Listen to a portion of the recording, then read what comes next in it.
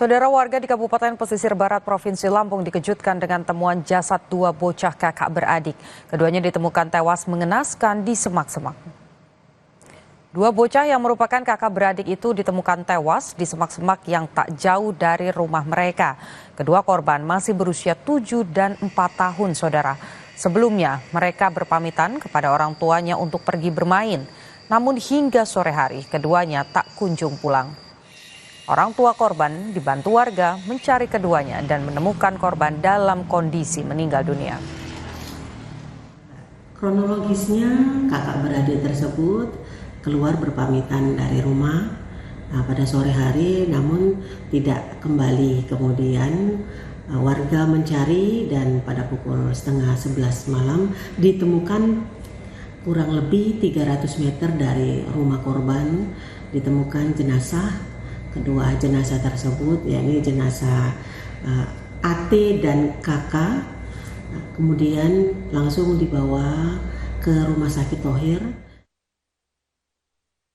Di lokasi penemuan kedua jenazah kakak beradik itu, polisi menemukan sebilah senjata tajam jenis golok.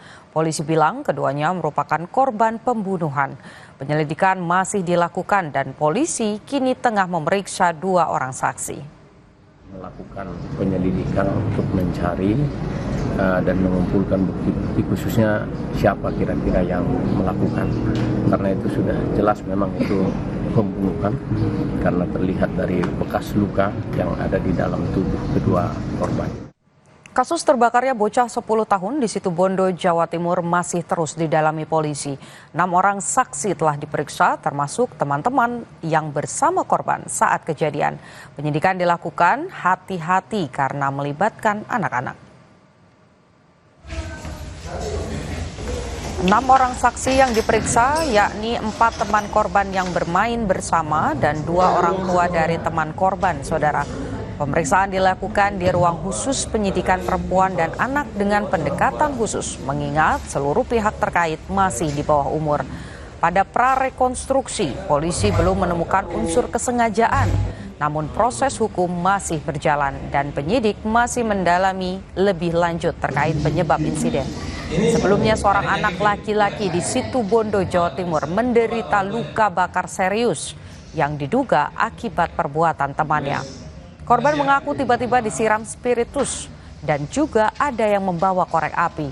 Akibat kejadian ini, korban mengalami luka bakar mencapai 24%. Saat ini sudah ada 6 saksi yang kita periksa, baik dari itu 4 orang teman korban dan 2 orang lain, salah satu ibu dari saksi dan kakaknya. Untuk hasil sementara masih sama lah, kurang lebih dengan yang hasil prarekonstruksi. Kalau pemeriksaan anak-anak memang khusus, jadi mereka ini ketika diperiksa harus ada wali pendampingnya. Kemudian juga ada dari dinas sosial yang mendampingi, begitu.